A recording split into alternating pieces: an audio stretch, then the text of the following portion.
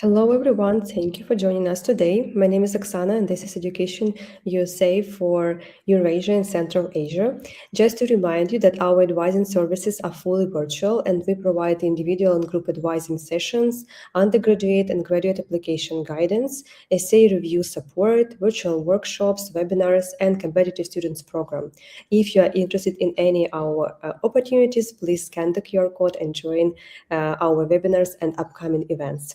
Today we have some slightly changes in our webinar and our guest, but we will keep the topic. So today we'll talk about how you can choose the best university, the best program that matches you, your academic goals, campus culture preferences, and of course, career aspirations. So the topic is about choosing the right undergraduate university. If you have any questions, please write them in the chat and we'll be happy to answer them at the end of the presentation. And I'm happy to introduce my amazing colleague, Lucy. So Lucy is Education USA advisor, and she will tell us about all the tips and tricks how to choose the right program. Thank you, Lucy, for joining us today. Thank you so much for having me. I'm very excited to be able to talk about choosing the right undergraduate university. So just a little bit about me. So I am a graduate of Harvard College, and I have been an Education USA advisor for the past couple months. So today's topic, as Oksana said, will be about choosing the right undergraduate university for you. So a little bit kind of going beyond the rankings and then talking slightly about the university or the college. So here we go. So when we talk about education in the United States, there are many, many, many different colleges, universities that you can choose from. And so I think oftentimes a lot of people, when they start thinking about where they want to go, look at rankings. And so I think that it's important to maybe take a minute to just talk about like, what are the rankings and why they might not tell the entire complete story all the time. So when we talk about rankings, and especially kind of how universities and colleges are ranked, every single platform will have different ways of kind of how they compile these rankings.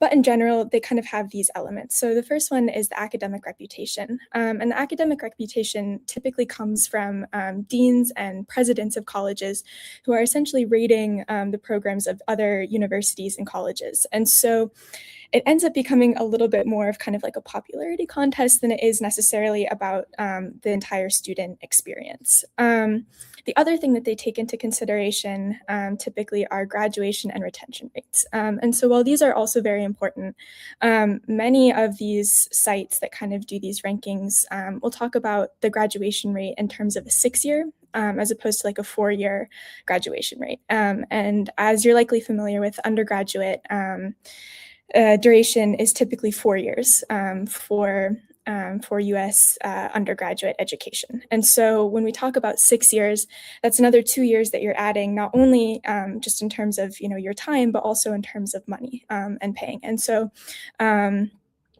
so while these graduation rates are like very important, they might not be telling the whole story kind of as they're being factored into the rankings. Retention rates, these just mean the number of students who remain at the university after their first year.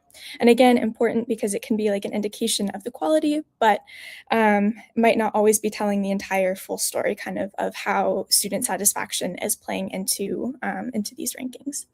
The other thing that rankings typically look at are faculty resources and the levels of education. So in terms of the levels of education, a lot of the time schools that have more professors who have PhDs, so doctorate degrees, will be ranked more highly. But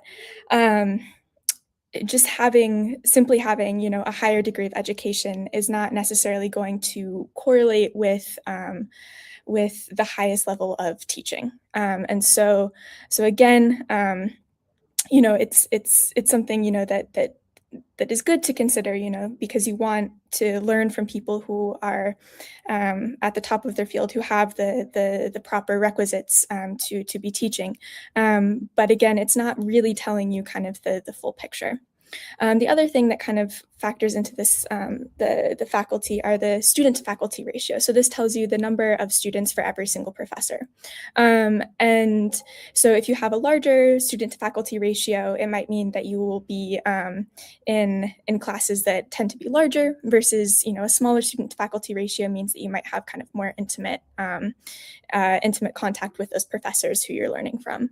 Class sizes too, but again, since class sizes are just averages, it's important, to also take into consideration like what are the largest classes that are being taught, what are the smallest ones, because an average is an average, so you really kind of have to zoom out to see the full big picture in order to get a full understanding of everything. And then the last thing they kind of factor in are faculty salaries, which again, like how that corresponds to like the student experience is a little, ambiguous.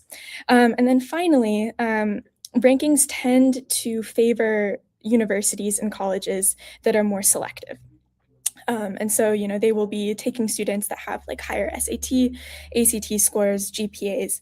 But again, just because a school is really selective doesn't necessarily mean that it will be the best school. So I figure that we can take a look at three different websites that do these college rankings, just for you to get a sense a little bit of kind of how they're compiling these rankings, so that when you look at these websites, you kind of have a better idea of what's going on. So the first one that I thought we'd take a look at is from the U.S. News and World Report, because this one I think is one of the first ones that many people will go to. Their annual list of the top 10 universities have a pretty significant weight to them. But when we kind of look at this breakdown, we see that a lot of weight is being put on the research reputation of these universities. And so, this in itself is not necessarily a terrible thing, but again, research is not necessarily the same as the quality of education.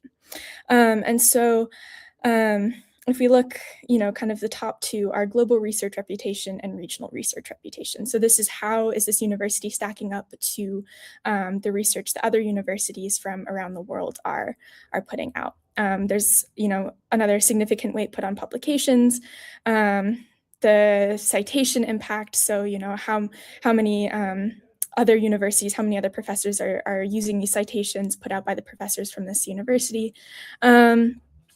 And so we can kind of see. So there's nothing here really, that's like indicating the student experience. If we look at the QS World University rankings, maybe this one takes into account a little bit more the student experience. So we have the learning experience, which factors 10% into kind of like the total rankings, and then employability and outcomes, which is also very important, because as you're choosing, where you want to study, you want to go somewhere that will help you kind of on your career path, that will allow you to land where you want to land. And then this one also does take into account international students, which since you're applying likely from abroad, is something that you will want to take into consideration. But again, 50% is based on research and discovery. So again, not the full picture. And then finally, we have the Times Higher Education. So 30% of their ranking system is placed on teaching. And you can look further down kind of this list to see how they're breaking that all down. But then 60% essentially is for research and citations. So it's again, very heavy on kind of the research aspect of these universities. And so if we can't, only go by rankings, we'll talk a little bit now about kind of some factors that you really should consider as you're looking at where you want to apply, where you think that you'd be happiest going forward. So one of the, common questions, I think is like, what is the difference between a college and a university? And so a college in the US will typically mean an institution that only focuses on undergraduate studies. And so your undergraduate studies will be your bachelor's degree, which is your first 4-year degree. And universities will tend to have both undergraduate and graduate studies.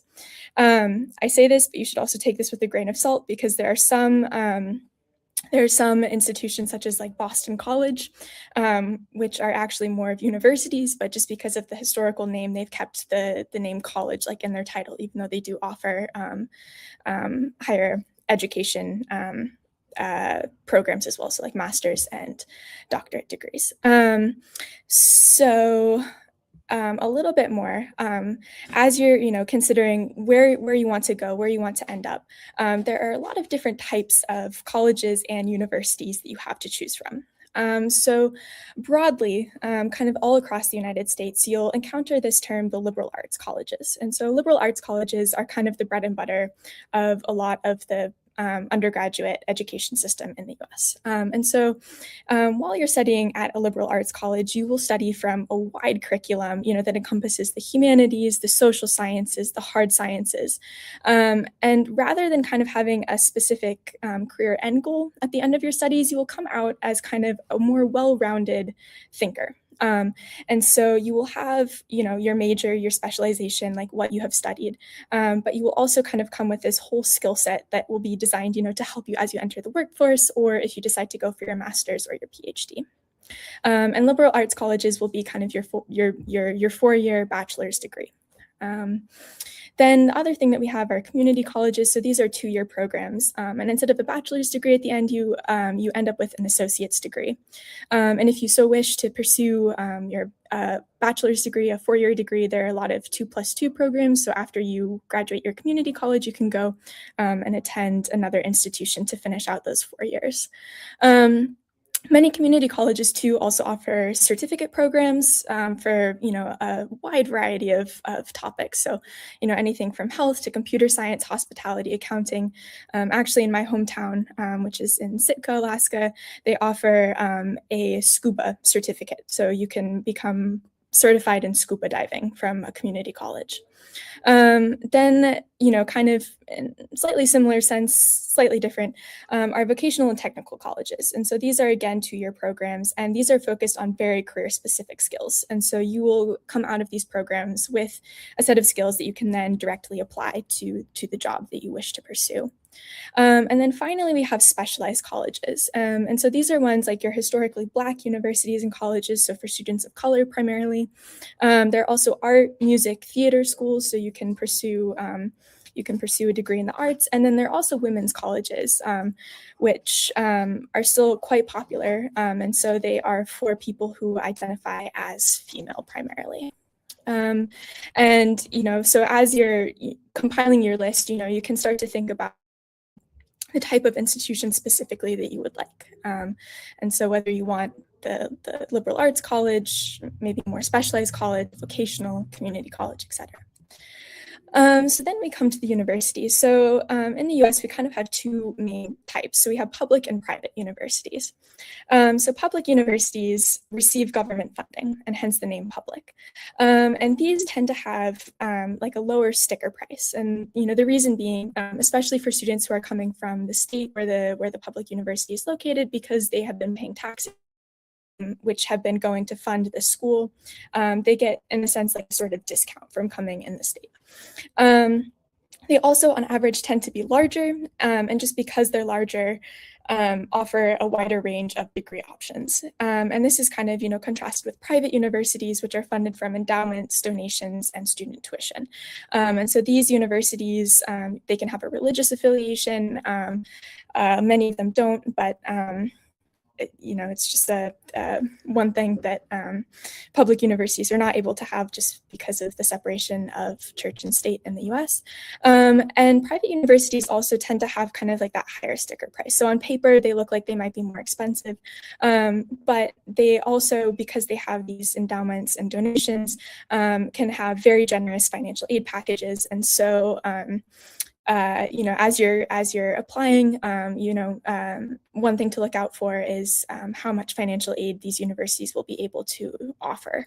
Private universities, some of them, like on average, tend to be slightly smaller than some of the bigger public universities. Again, you will find these public and private universities in all different sizes all across the U.S. And so so it really, depends on where you're going. But since they tend to be slightly smaller, they might have smaller class sizes, which can equate with more personalized attention.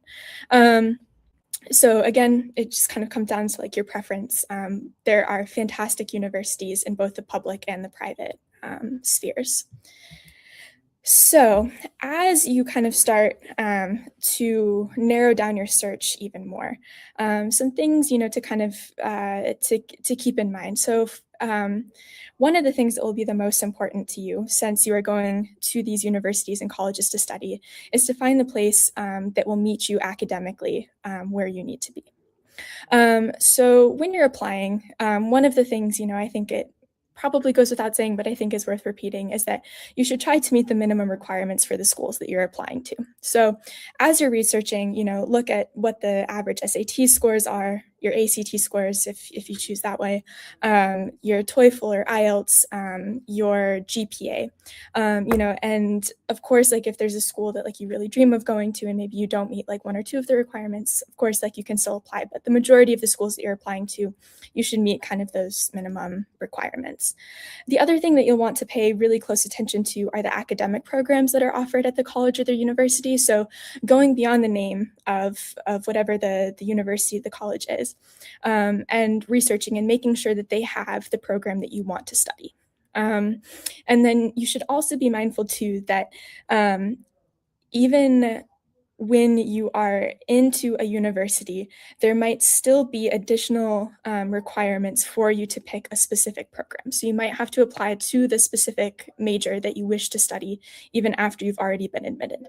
And so a lot of the times, like if you just kind of go through the university or college websites, they will have all of that information readily available, where you can see what the admissions requirements are like to your specific program after you're already a student at that university or college.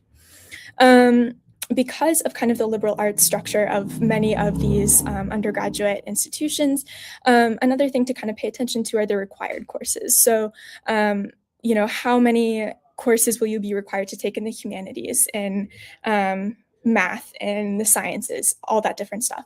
And so if you're someone, who wants to, spend more time kind of like exploring all those classes, you can look at institutions that have kind of a much more flexible, wider option for that versus, if you're more sure that like you want to study something, looking at institutions that maybe you can kind of start to work towards your intended major a little bit faster.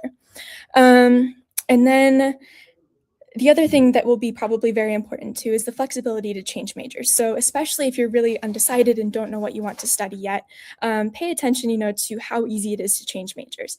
For some institutions, it will be quite easy. You'll be able to change. You may have to take, one or two extra courses, but there won't be any, major kind of drawbacks to that. But with others, it may require that you spend like an additional year at the university to catch up on what you need to do in order to make that change happen. And especially considering like the financial restraints and the costs of attending these universities, it's something that can and should really influence the decision that you make. Class size. So if you are a person who really loves, like attending like these big lectures and, being with like a whole bunch of different people, then, maybe look for a university that's on the bigger side that will offer those lectures that have like upwards of 100 people in them. But if you prefer, kind of the more intimate discussions, look for schools, that offer those smaller discussion-based sessions, those smaller discussion-based classes where, it's you with maybe, like 10 other students and a professor. The other thing that we kind of touched on a little bit earlier with kind of, the rankings were the student to faculty ratio. So again, this is, almost directly correlated with the class size. So if you have a larger student to faculty ratio, you'll probably be in some of those larger lecture classes versus the smaller ones if you have a smaller student to faculty ratio. If you're someone who's interested in research opportunities, this is another thing to definitely pay attention to make sure that if you're interested, in studying like cancer or something, that there is a place for you to do that while you're attending the university. The assessment methods of classes can also vary widely. So if you're someone, who doesn't like the stress of having, just like one final end of year exam, where your grades, are based solely on how you do on that one exam, you're going to want to try to find an institution that doesn't have that assessment method. You're going to probably want to find one that is more uh, throughout the course of the semester, where you have different assignments that add up towards your final grade. But that is something to be very aware of, because different universities and colleges will have different ways of assessing you. The other thing that I think you should be aware of as well is the academic year structure. So there are universities and colleges that are on the semester system. So typically that means that you'll start in September, and you'll have the first semester that will end typically in about December, and then the second semester will start in late January, early February, and go until May, April, May. But then there are other ones that are on like a trimester system, and so that means that you'll start a little bit later, and you will have, instead of just the 2 semesters, you'll have 3. And since you start a little bit later, you'll also end a little bit later. So typically the trimester system, you'll end at like the end of June, early July, something like that. And there are pluses and minuses to both of them. With the semester system, typically a course load is about 4 classes, but typically in a trimester system, you'll be looking at more like 2 or 3 classes that you will study more intensely for a shorter period of time. And so again, there's no system that's better. It's all based on like your personal preference. Big versus small institutions, and this will play like a big role in kind of the whole uh, how to say environment kind of like of your academic career. So in bigger institutions, you might have access to more resources solely because there are more people. It's a bigger school, which means that there's just a wider variety of things, but there might be kind of that bigger student to faculty ratio. So you might not be receiving quite as much, like one-on-one attention as you would if you were attending a smaller university, which might not have like the same number of resources, but you might be working more closely kind of with the professors. And so this leads me into the next point, which is classes taught by professors versus graduate students. So a lot of colleges, especially the colleges on the smaller end, will kind of pride themselves on this thing where every single class is taught by the professor. So it's someone who typically has a PhD who is very, very knowledgeable in their subject, versus kind of like these bigger institutions that will have graduate students who kind of act as teaching assistants. And so while the professor may deliver the lecture, the kind of smaller discussion sessions, that come off of the big lecture class will be led by graduate students, so by PhD and master's students, so not like professors. And so this is just something to be aware of, again, like as you're making that decision, how you want your academics, how you want to be interacting with your professors. And then the last thing to pay attention to is accreditation of the institutions. So the school should be accredited by a nationally recognized accrediting agency. And this just ensures that the school that you're going to will provide you kind of that quality education, that will provide you with a diploma that will be recognized. And a lot of the times, or most of the time, the status of the institution will be on the webpage. So if you're ever in doubt, have any questions, you can look and see on the webpage where that is. So besides the academic fit, the other thing that you're really going to want to pay attention to are kind of your community and the cultural fit. And so because there are so many different universities and colleges, every single one is going to have a slightly different student life. And so as you're making your list of organizations, of institutions to apply to, start looking into like what student organizations there are. How easy is it for you to, start your own organization? Is there an interest group that is already existing, that you would have an interest in being part of? How easy is it, to become like the director or the president, of an organization, which would look really good on a resume, later? So that's one thing to keep in mind. So Greek life in the US is another big part. So these tend to be clubs, sororities, fraternities where students can live. And for some people that's a huge draw. Like you really want to be part of kind of that sort of atmosphere, but then for others, that's a huge turnoff. And so there are some schools, that pride themselves on having really great Greek life. There are other schools that pride themselves on having no Greek life. And so, that's another thing that you can kind of look into as you're making these decisions. If you're not into Greek life, but you like kind of, different like affinity groups, then you can look for like different cultural organizations. So I know, as an example, like when I was touring different colleges, there were several that I went to where they had, instead of Greek life, they had these like houses that were like affinity houses. So there was one, where it was for people who loved being outdoors. And so if you stayed there, you had to lead like one outdoor expedition per month. There was another one where they always provided the ingredients for chocolate chip cookies. And so if you were in that house, you were responsible for making sure that there was always like a well-stocked cookie jar. So, there are a lot of different things, that you can look into as you're making these decisions. Professional groups are another thing to look into. So especially like if you're interested, I don't know, in like finance or economics or I don't know, like chemistry, anything like that. Looking and seeing if there are these professional groups that, again, will kind of, help you with those next steps. They'll provide you with another thing that you can put on your resume as, kind of like a jumping off point for your professional career. Housing options too will be big. So some universities will require you to live on campus for your first year. And so that means that you will probably be in a dorm, probably have roommates. You might be required to eat like at the dining hall as well. And then some will not. And so you can choose if you want to live on campus or if you want to live off campus. And of course, if you choose to live off campus, being very aware, of kind of what are the housing availabilities like within the immediate vicinity, like what are the costs of those, like is it feasible? Will you have to be living like far away, so you'll have to drive? Is there public transportation available? Anything like that. And then, another thing to look into is if you're someone who really likes to live alone. That might be a little tough, kind of like in these college, university, campus areas. And so if that's a priority for you, then really do your research and make sure that there will be opportunities for you to live alone. If you want to live with roommates, great.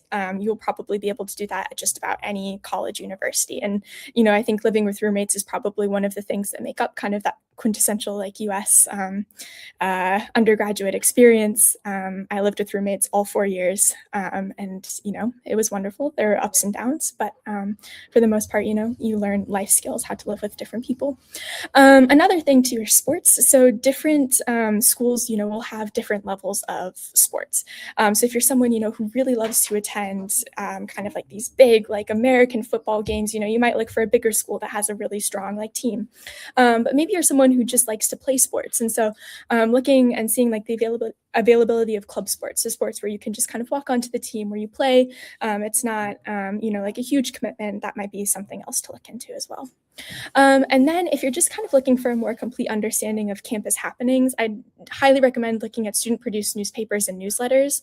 A lot of the times you'll be able to find this online, like if you just, type in the name of the university or college you're looking at and newspaper. And these will probably give you a good idea of kind of the different events that are happening around campus to see if it seems like it would be a good fit for you. Some other practical considerations, so the cost of the university. So tuition, while it is a big part of the cost, is only one part. So you should also be aware that there will be fees. So this, might include a fee for like student activities. Maybe there's another fee if you want to like use the gym, something like that. Another thing to look at is housing, food, and living expenses. So if you're staying on campus, that would include like the dorm, a meal plan, and then anything else like that. But if you're living off campus, really look like where would you be staying? What's the availability of the apartments? How expensive are they? Can you find roommates with whom to share the space? Like, are there grocery stores nearby? Because, there are some parts of the US where grocery stores are few and far between. And so just, keeping an eye out for that. And then the last thing to consider is healthcare. Does the university cover this? Is it included kind of like in the cost of attendance, or will you be responsible for doing that by yourself? Then the other thing to look at is the availability of financial aid. And especially for international students, this is something that you should look into very carefully, because there might be different availability of financial aid for students coming from the US versus students who are coming internationally. And then, of course, there are different types of financial aid. So there's need-based, which is based, off of the financial restraints that you and your family have. Merit-based, which is based on your academic performance. And then the other things that you can look for are work study or on-campus jobs, and then even assistantships. So work study and on-campus jobs, these are, jobs that you would be doing on the university's campus, where you get a small salary in exchange for the work that you're doing. And then assistantships are like where you help to teach a class. And so typically these will, happen a little later in your journey through the university, but they're another thing to be aware of. And then external scholarships as well. So these tend to be on the smaller side, but might come from different organizations. And then the last thing is, just because the US is such a large country, really pay attention to the climate. And so if you're a person, as an example, who hates the cold, then maybe like the north and the northeast is not going to be where you want to go. Maybe you want to go somewhere south where it's going to be warmer, and vice versa. If you don't like, if you can't stand the heat, then maybe looking at some place where the temperatures are a little bit more moderate. And then the urban versus the rural campus. These will, have very, very different feels. If you're in an urban campus, like thinking of just, universities kind of like in New York and Boston, you will be, right in the center of the city, with all the city life, that is going on. And that's one feel, versus a rural campus where, it might feel more like the university is like, by itself. It's a little bit more isolated in that sense, that it feels like when you're at the university, you're really at the university rather than like in the city. Another thing to pay attention to too is the surrounding community. So like, what is the relationship like between the community and the university? Is it a good one? Like are the university students involved in the community that is hosting the college or university, or is it one that's maybe slightly more tense? And then another thing too is just the availability of transportation. So if you're in one of those rural areas, how can you get to the nearest big city? Because every once in a while you're probably going to want to go, I don't know, on a shopping trip, or just to go see like what's around. So how easy is it for you to get from one place to another? So these are all just things, to keep in mind as you're making your list of places where you want to study. And then the other very important thing is the career support and the alumni networks that are offered at your university or college, because this will be, really critical for when you're starting to enter the job market. So like, is there a career support center? What opportunities are available? Will they help you like prepare for interviews? Will they go over your resume and cover letter? Will they, will they have clothes, as an example, to rent for a first time interview if you need something that looks a little bit more professional? What's the alumni network like? Like, are they involved? Are they actively, kind of helping current undergraduate students find opportunities, connecting them with programs, anything like that? And then also, like, what are the career fairs? Like, are there career fairs that come through the university that, offer you a chance to network and to make new connections in the fields that you're interested in? So all these things, kind of help form the network. And so kind of what this means for you. So it is so important that you are happy. So you want to make sure that you choose a university or a college where you will feel at your absolute best, since you are spending 4 years there, which is not an insignificant period of time.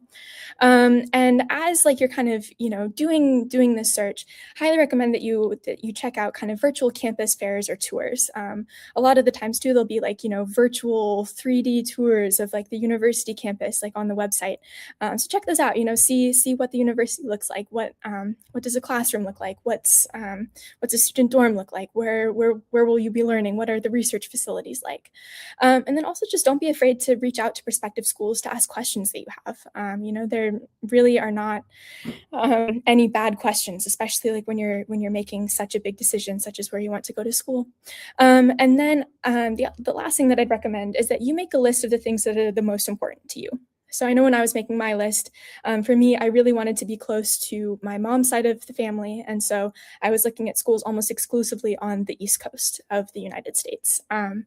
And so that was kind of my number one. And then my number two was the availability kind of these academic programs that I was really interested in, that allowed me to combine history and literature to double major.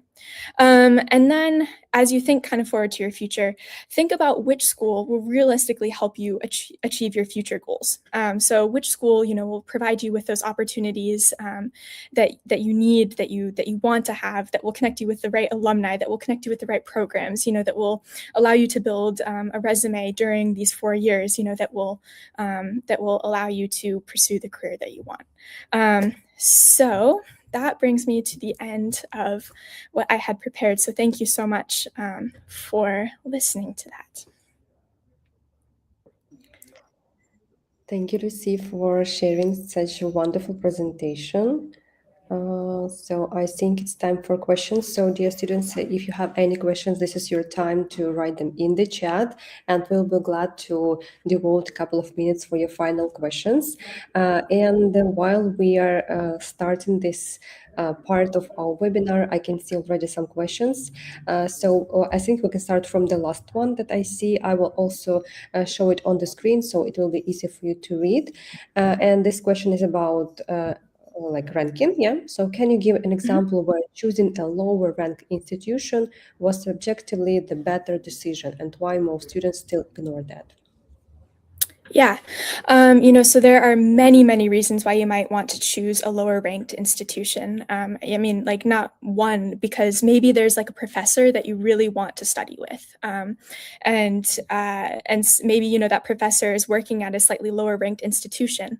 But if you get the chance, to really kind of connect with that person, they can really help you on your future career path, and if it is kind of like that lower ranked institution, then it also might give you a chance to really like stand out, especially like if it's something that you're very passionate about. And I think that students might ignore that, just because I think a lot of the times when we think about like universities, like we tend to think of just the ones that everyone knows, like Harvard, Princeton, MIT, Yale, and I think that it kind of has like an outsized impact on how students think about where they want to go to school. But I mean, really, don't count out those lower ranked institutions purely because they're ranked at a lower level. Yeah, thank you so much. I think also if you're interested in like some clear examples, so it's better to maybe reach out to alumni, look for some people in LinkedIn, let's say, yeah. So and they will be able to provide you more clear explanation and example. But of course, yeah, I agree with Lucy. It depends. Yeah. So like you should take into consideration so many factors if you want to find the best fit for you. Thank you so much, Lucy. Where can I find information on whether the university offers internships? Yes. So a lot of the time it will be like on the university's website. If not, you can reach out to like the admissions team, and ask just kind of about the availability of internships that they have. But yeah, typically you can find that stuff just online on their web pages. Yeah, thank you so much. I see that we also had like a couple of questions about financial aid at the universities. So definitely this is the best like decision to go to the university's website and check there, because we can provide only some general information on that. Yeah, but if you're interested in some specific numbers, scholarship aid and so on, it's better to check with the university itself. Thank you so much. Next question I think is about SAT and GPA. So thank you for a great session. Is the SAT actually compensating lower GPA for university, or is it a myth that a lower GPA is already a red flag? Yeah. So this is another really good question.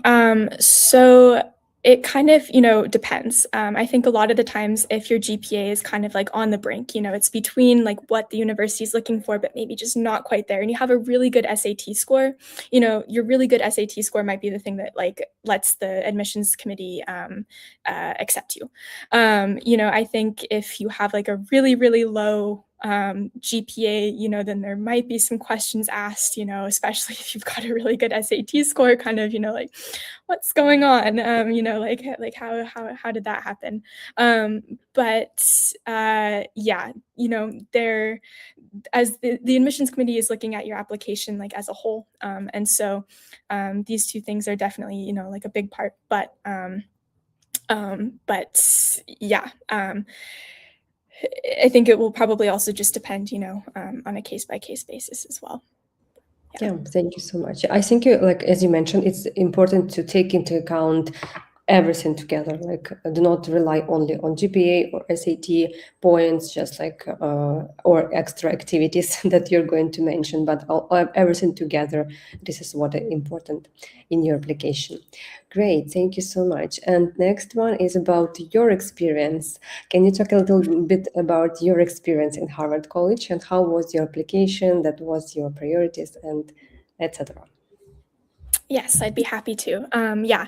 So, like I said, I was looking for a school that would be really close to my grandparents. And so Harvard was about 45 minutes away by train.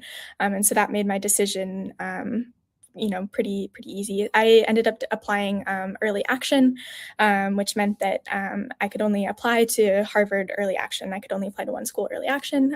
But if I was accepted, I was still able to go to a different school. And yeah, so I met that. I think it was in October, the deadline. So I submitted my application in October, and then I had an interview with an alumni in my hometown. He was actually a doctor, and yeah, and I remember, he asked many different questions, that ranged from, like, why do you want to study at Harvard, to if you could teach people in the US one thing, what would it be? And I remember answering the difference between there, and it's, and two. So, so you can, kind of start to think about some of those questions that you might be asked, especially by the alumni interviewers.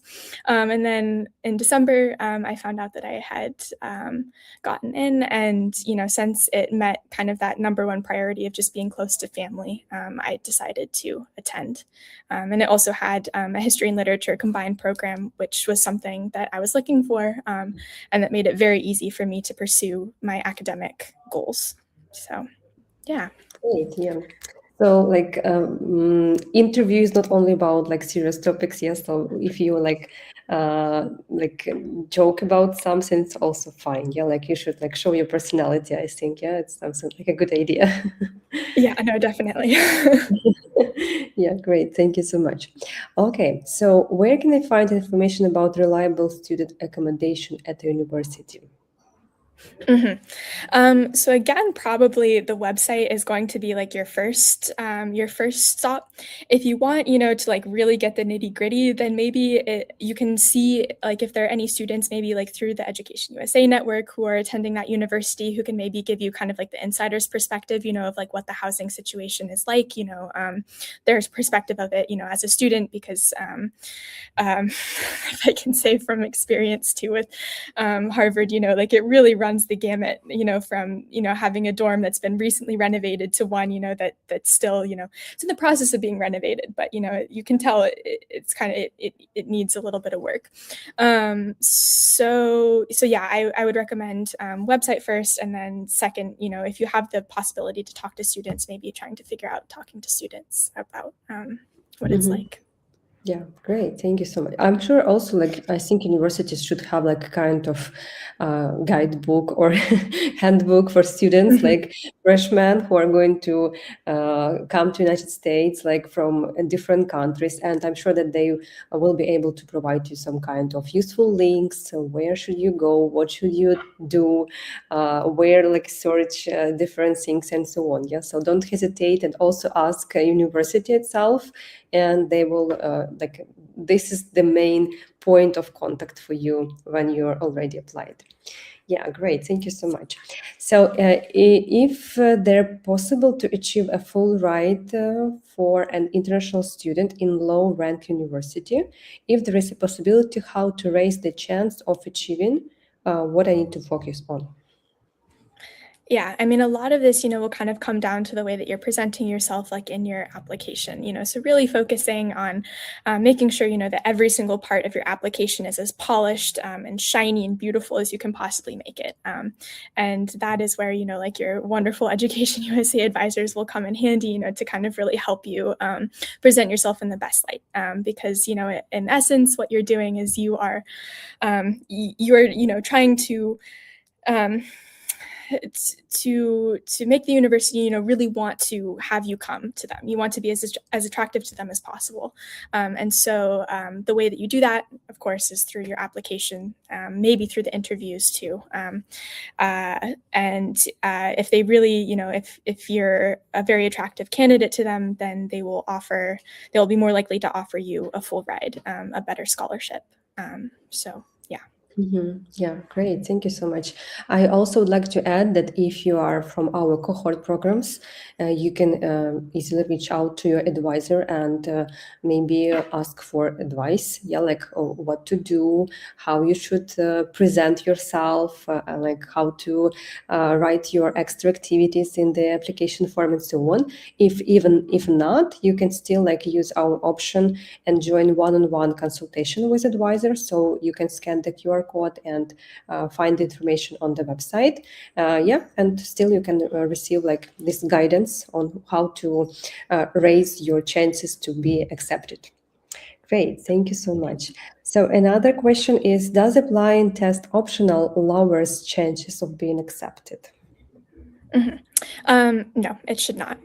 Universities are test optional for a reason. And so if you don't think that your scores are at a level where you'd like them to be, then you can leave them out. But if you do have scores, that are within the range that the university is looking for, then it can't hurt, to put them down. It's really, it comes down to more of a personal preference, but it should not lower your chances of being accepted. Yeah, great. Thank you so much. Yeah. Again, like everything together should be taken into account. Yeah. Okay, thank you so much. Next question is again about your experience, Lucy. I think it's pretty interesting question. Did you get any financial aid at Harvard? My poor parents, no. But Harvard they only offer need-based financial aid. And so what that means is that they don't take into account like academics because they figure that every single student attending Harvard College will be at a level where like you would like reasonably receive some form of merit. Scholarship assistance. And so Harvard meets 100% of demonstrated student financial need, which means that I had many, many friends who were on 50, 75%, 100% financial aid. And Harvard in particular, if your family makes less than 100,000 US dollars or the equivalent a year, everything is covered. They pay for your plane tickets to and from the school, and you even get a small living stipend. So, to kind of cover those personal costs. And if your family makes less than 200,000 US dollars per year, then tuition is fully covered, and the fees and housing and food are like on a case by case basis.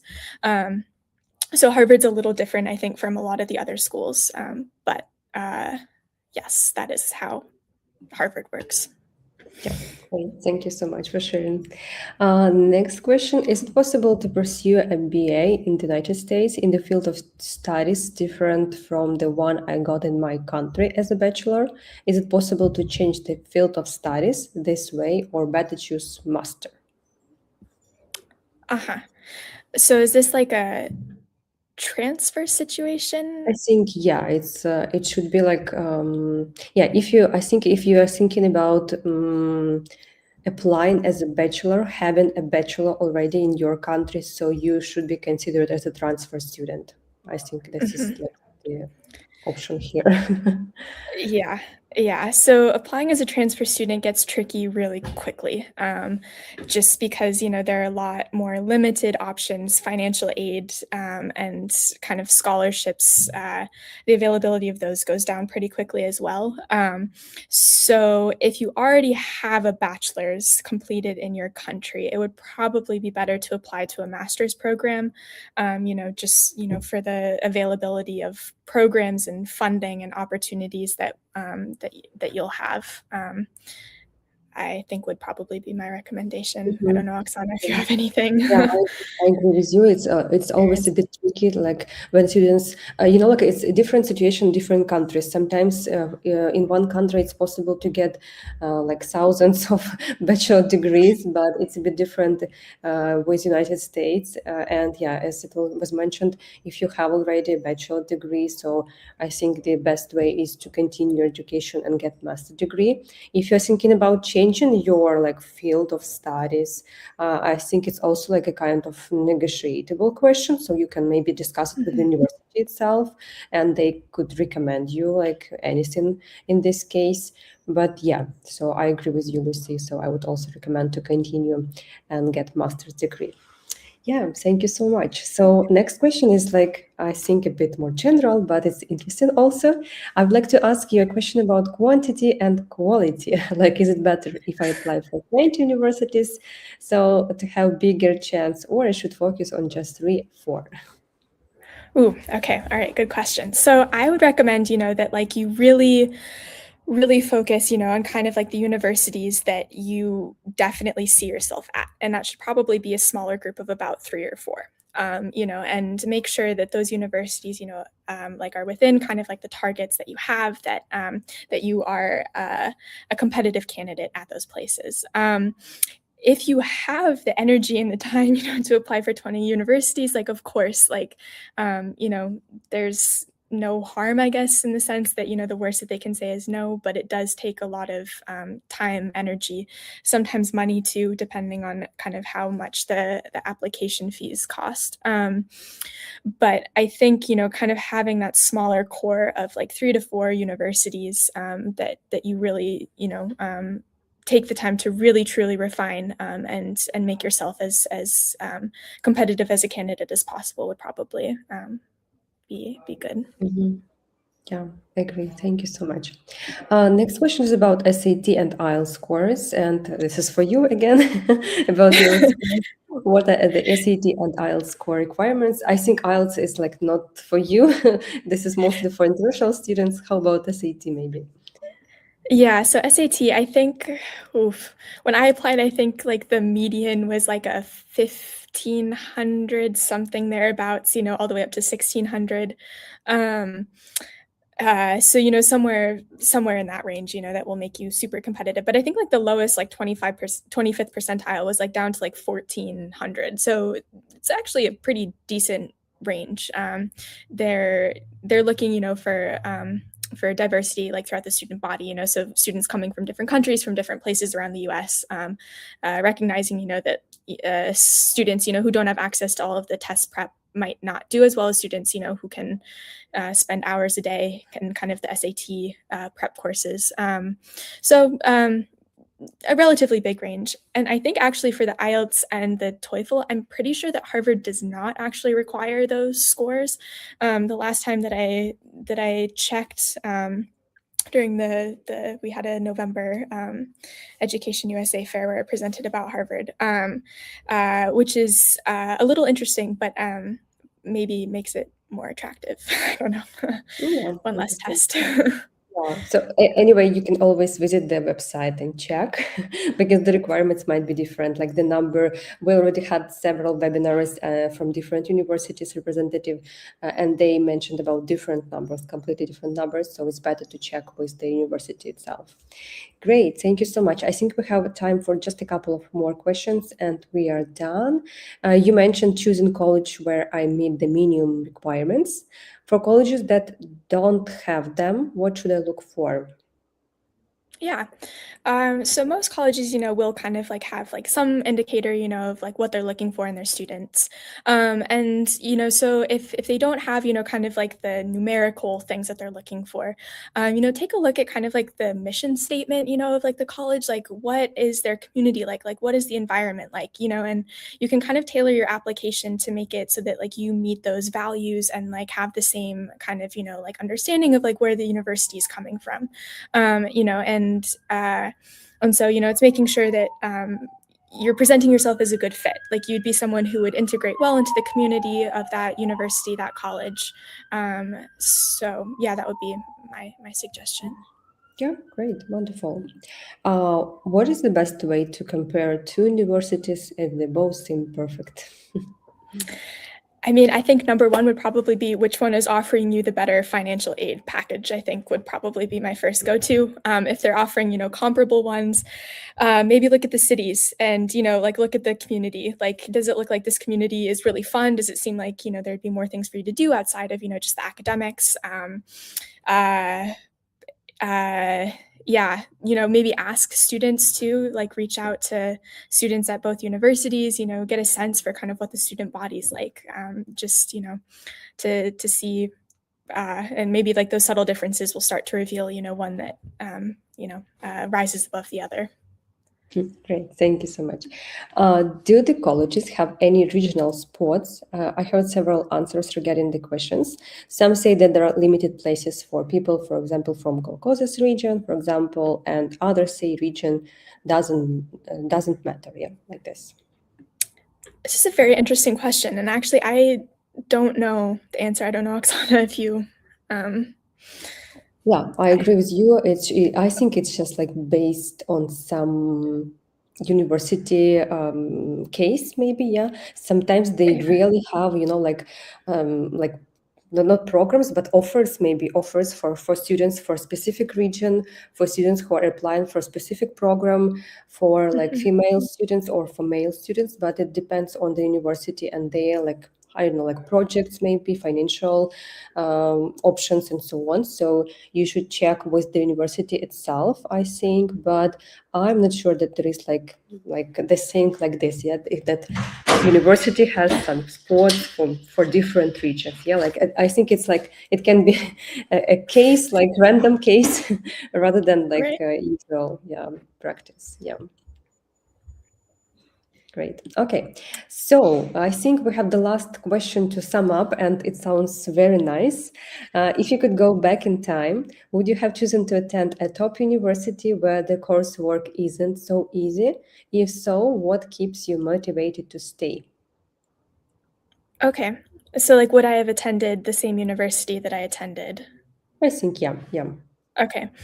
Um, I think yes. I think one of the most valuable things was just learning from my peers, to be completely honest. Professors were fantastic. I had many, many, many really good relationships with professors, and, had a lot of individual support. I also, had one of the nice things I think about like Harvard College, like when I attended, was that like I was in classes that had like over 100 students, but then I was also in classes where it was just me and the professor. And so I think that uh, that was something that I didn't necessarily know going in, but that definitely kept me motivated to stay. And even when the coursework was like excruciatingly hard, like especially like in those classes where it was just me and the professor, and I there's nowhere to hide. If you didn't prepare well enough, like you did not prepare well enough, so you had to take credit for that. But I think it was challenging in just the right ways for me. And just because it worked for me, that doesn't necessarily mean that it will work for everyone. And so, definitely like, yeah, like take a look at like what the coursework is like. Some universities will even like publish the different courses that are offered. And so sometimes like you can take a look and see like what kind of unique courses are there that are being offered like at this university or this one. So yeah. Great, wonderful. I think it was amazing, like conclusion of our webinar. Thank you so much, Lucy, for joining us today and for presenting so many things that should be like taken into consideration. Thanks everyone for joining, and thank you for your amazing questions. It's always interesting to answer them and see like what are you interested in. We will be glad to see you during our next webinar. So please don't forget to scan the QR code or find the information on our website and join our upcoming webinars. Thank you so much, everyone. Thank you, Lucy, and see you next time. Thank you. Bye-bye.